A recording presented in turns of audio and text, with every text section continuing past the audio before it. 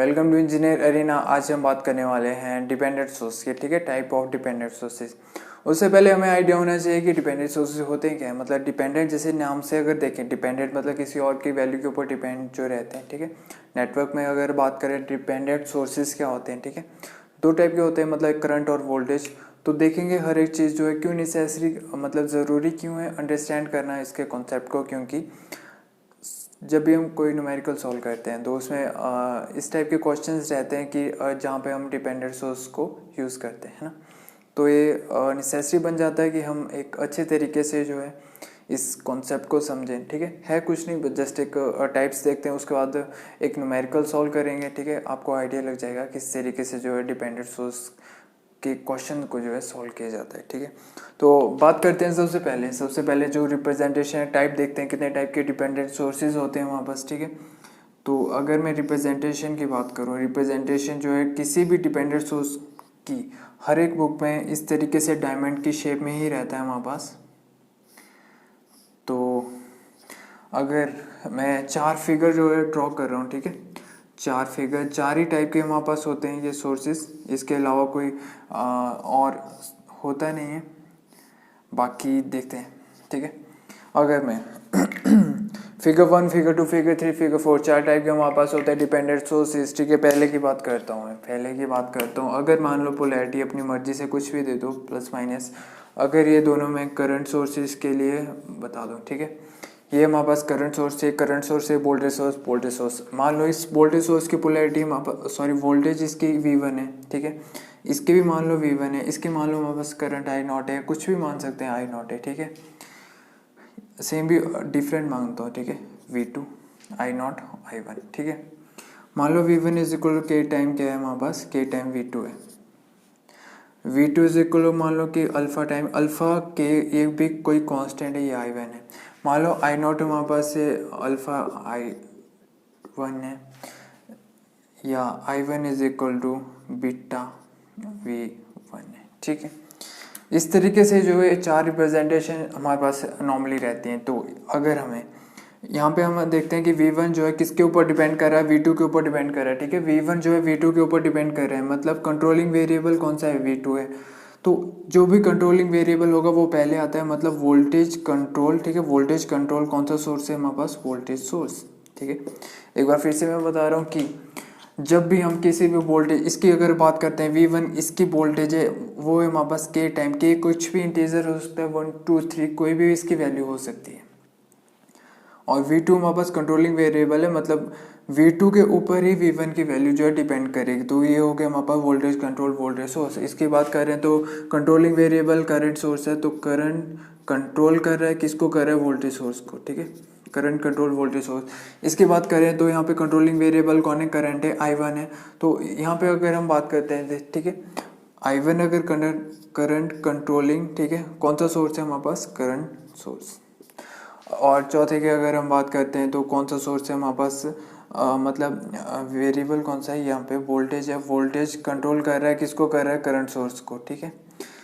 इस तरीके से जो है हमें चारों को डिस्टिंग्विश कर सकते हैं कि चार चीज़ें हमारे पास हैं, ठीक है। नॉर्मली हर एक बुक में जो है, बुक या क्वेश्चन कहीं से भी आप ले लो, डिपेंडेंट सोर्स को हम जो है डायमंड के शेप में ही रखते हैं ना। तो जब भी क्वेश्चन में डायमंड की शेप रहती है तो हमें एक आइडिया लग जाता है कि ये हमारे पास क्या है, डिपेंडेंट सोर्स है, ठीक है। बट ऐसा ज़रूरी नहीं है, ठीक है, ऐसा ज़रूरी नहीं कि हम डायमंड की शेप से ही इसको रिप्रेजेंट कर सकते हैं, ठीक है। तो अगर मान लो कहीं पे बहुत कम आपको देखने को ऐसा मिलेगा कि हम जो है जैसे इंडिपेंडेंट वोल्टेज सोर्स को जो है बताते थे, प्लस माइनस मान लो इसकी वोल्टेज है 8i, हो सकती है ना। तो जब भी कोई हमारे पास वोल्टेज सोर्स, ठीक है, शेप के ऊपर नहीं जाना, शेप ऐसी भी हो सकती है, ऐसी भी हो सकती है, ठीक है। बट जब भी हम बात करते हैं इसकी 8i है हमारे पास, ठीक है, ये कौन सा सोर्स है, ये हमारे पास इंडिपेंडेंट नहीं है, डिपेंडेंट सोर्स है, क्योंकि ये करंट के ऊपर डिपेंड कर रहा है। करंट कौन सा करंट है, ये करंट किसी एक लूप में कोई करंट होगा, ठीक है। वो क्वेश्चन जब देखेंगे तो हमें आइडिया लग जाएगा किस तरीके से जो हम क्वेश्चन सॉल्व करते हैं इसके। तो ये कौन सा हुआ हमारे पास, करंट है, तो करंट कंट्रोलिंग कौन सा सोर्स है, वोल्टेज सोर्स। इस तरीके से जो हम बता सकते हैं कि कैसे जो टाइप ऑफ चार टाइप के हमारे पास डिपेंडेंट सोर्सेज होते हैं, ठीक है। इसके बाद हम बात करते हैं हाइब्रिड में भी। हम एक एग्जांपल देख लेते हैं हाइब्रिड का, हाइब्रिड पैरामीटर की बात करूँ, ठीक है। टू पोर्ट अभी मैंने करवाया नहीं, लेकिन जस्ट एक एग्जांपल के तौर पे मैं बता रहा हूँ कि डिपेंडेंट सोर्स वहाँ पे रिप्रेजेंटेशन कैसी होती है। तो कोई बुक ऐसी होती है उसमें रिप्रेजेंटेशन जो हाइब्रिड की है वो इस मतलब ऐसे भी कर सकते हैं, ठीक है। ये सिंबल किसका रहता है हमारे पास, ये इंडिपेंडेंट का रहता है नॉर्मली। तो यहाँ पे रिप्रेजेंटेशन की बात करते हैं यहाँ पे। तो ये हमारे पास क्या है, एक हाइब्रिड नेटवर्क है हमारे पास, जेड पैरामीटर, वाई पैरामीटर और हाइब्रिड पैरामीटर, ठीक है। इसको मान लेते हैं यहाँ पे V2 है, यहाँ पे मान लेते हैं प्लस माइनस क्या है, V1 वोल्टेज है। इसको मान लेते हैं कि यहाँ पे H11 है। इसको मान लेते हैं प्लस माइनस क्या है हमारे पास, H12 V2 है। इसको मान लेते हैं करंट सोर्स है, यहाँ पे हो गया S21 I1, ये हो गया हमारे पास S22, ठीक है। ये हमारे पास एक बेसिक जो है हाइब्रिड नेटवर्क है हमारे पास, ठीक है।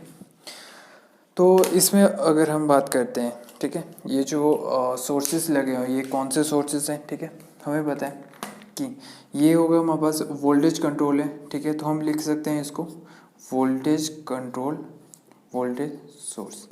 इसकी अगर हम बात करते हैं ये कौन सा कंट्रोल कौन कर रहा है, I1 कंट्रोल कर रहा है। तो ये करंट कंट्रोलिंग करंट सोर्स। तो हम बोल सकते हैं कि एक हाइब्रिड नेटवर्क ही बोल दो या पैरामीटर कुछ भी बोल दो, वो कॉम्बिनेशन होता है हमारे पास एक voltage control voltage source and plus current control current source, ठीक है। ये जस्ट एक आइडिया रहना चाहिए कि ये मैंने इसलिए बताया क्योंकि मैं अभी हाइब्रिड ये सारी चीज़ें टू पोर्ट वगैरह अभी स्टार्ट नहीं कर रहा हूँ, बट जस्ट एक आइडिया दे रहा हूँ कि ऐसे भी बुक्स में रिप्रेजेंटेशन रहता है, ठीक है। तो जस्ट पता होना चाहिए कि कब कहाँ पे हम जो है एक अच्छी नॉलेज होनी चाहिए डिपेंडेंट सोर्सेज के बारे में। तो उतना इस क्वेश्चन में हमारे पास क्या है, क्वेश्चन में हमारे पास फाइंड आउट करनी है Vx की वैल्यू। तो यहाँ पे हमारे पास दो डिपेंडेंट सोर्स हमारे पास लगे हुए हैं, ठीक है। प्रेजेंट है, दो डिपेंडेंट सोर्स हैं। तो किस तरीके से जो है हम इसको सॉल्व करेंगे, ठीक है। तो ये 2015 का क्वेश्चन है। तो जस्ट एक आइडिया रहना चाहिए कि किस तरीके से जो हम Vx की वैल्यू, सॉरी यहाँ पे एक Vx भी क्वेश्चन में गिवन था, ठीक है। अब बात करते हैं कि किस तरीके से, पहली अप्रोच देखते हैं किस तरीके से सॉल्व करते हैं। सबसे पहले Vx क्या है, Vx 20 ओम के अक्रॉस जो है वोल्टेज है। तो यहाँ पे भी Vx होगा, ठीक है। यहाँ पे Vx है तो यहाँ पे भी Vx होगा, क्योंकि ये एक मतलब यहाँ से शॉर्ट है तो Vx की वैल्यू यहाँ पे भी वही होगी। तो अगर हम KCL की बात करते हैं, KCL या नोडल एक ही बात है हमारे पास, KCL या नोडल एक ही बात है, ठीक है। तो इस पॉइंट पे Vx पे किस पे लगाते हैं, Vx पे हम अगर अप्लाई करते हैं क्या होगा हमारे पास, इनकमिंग करंट है। इनकमिंग करंट हमेशा मैं नेगेटिव लेता हूँ, तो ये आ गया हमारे पास। यहाँ पे मैं लिखता हूँ -5। इनकमिंग करंट हमेशा नेगेटिव लेता हूँ मैं, आउटगोइंग है प्लस 0.5 Vx। और इसका हो गया, यहाँ से बात करते हैं plus Vx/20 plus Vx minus इसकी वोल्टेज का 0.25 Vx है, यहाँ पे भी 0.25 Vx ही होगी हमारे पास, ठीक है। तो Vx माइनस 0.25 Vx अपॉन कितना है 10, तो और कोई नहीं है, इज इक्वल टू 0। 5 को साइड में ले रहा हूँ, ठीक है, 5।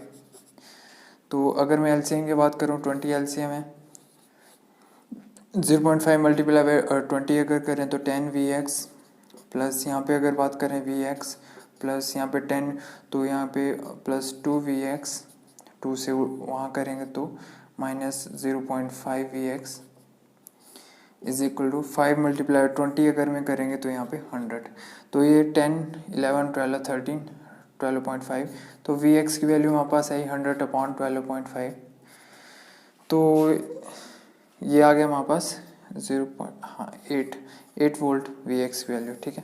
बट ये हो गया हमारे पास अप्रोच 1, मतलब इस तरीके से जो हम सॉल्व कर सकते हैं। बट अगर इसके अलावा, ठीक है, अगर हमने यहाँ पे अगर नोडल अगर हमने यहाँ पे लगाई तो इस तरीके से जो है एक ही स्टेप में जो है हमें एक ही क्वेश्चन से जो है हम फाइंड आउट कर सकते हैं Vx की वैल्यू। बट कोई जो है बहुत सारे ऐसे भी होंगे जो सोच रहे होंगे कि अगर हम यहाँ पे अगर नोडल लगाएं तो क्या होगा, ठीक है। यहाँ पे अगर नोडल लगाते हैं तो क्या हमारे पास रिजल्ट आएगा, क्योंकि नेटवर्क है कोई भी तरीका अप्लाई करो, कैलकुलेशन लंबी हो सकती है बट रिजल्ट तो हमेशा सेम ही आना है ना। यहाँ पे अगर हम नोडल लगाते हैं, ठीक है, तो क्या होगा हमारे पास 0.25 Vx माइनस ये वाला Vx अपॉन 10, और ये वाला 0.25 अपॉन प्लस 0.25 Vx अपॉन 8, और यहाँ पे इनकमिंग है negative minus 0.5 Vx is equal to 0। तो इसको अगर हम सॉल्व करते हैं, ठीक है, जैसे सॉल्व करते हैं 80 LCM आ गया हमारे पास, ठीक है, 0.25 मल्टीप्लाई अगर हम 8 करते हैं तो होगा हमारे पास 2Vx, ठीक है, 2Vx माइनस 8, हाँ 8Vx प्लस, ठीक है, प्लस यहाँ पे 10 से मल्टीप्लाई करेंगे 2.5 Vx इज इक्वल टू, अगर मैं इसको ऊपरली साइड ले जाता हूँ 0.5 मल्टीप्लाई 80 तो हो गया हमारे पास 40 Vx। तो यहाँ पे हम देख सकते हैं सारी हर एक टर्म हमारे पास Vx ही टर्म है, तो Vx अल्टीमेटली यहाँ पे कितना आएगा 0 वोल्ट। यहाँ पे आ रहा था 8 वोल्ट, यहाँ पे आया 0 वोल्ट, है ना।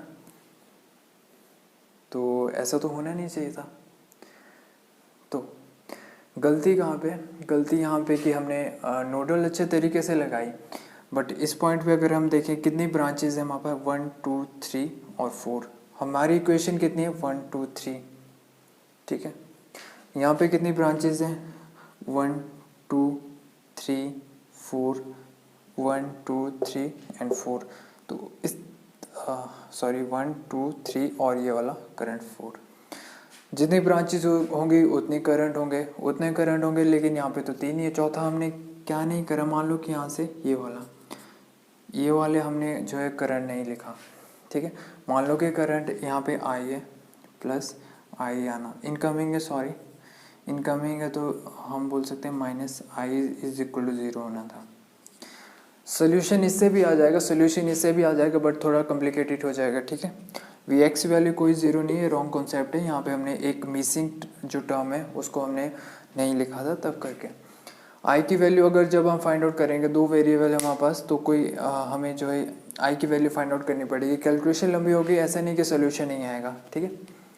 जस्ट एक क्वेश्चन था, मतलब जिसके एक अच्छा आइडिया रहना चाहिए किस तरीके से जो है हमने KCL या नोडल जो भी लगानी है, कब कहाँ पे कैसे KCL और KVL हमें लगानी है, वो हमें पता होना चाहिए, ठीक है।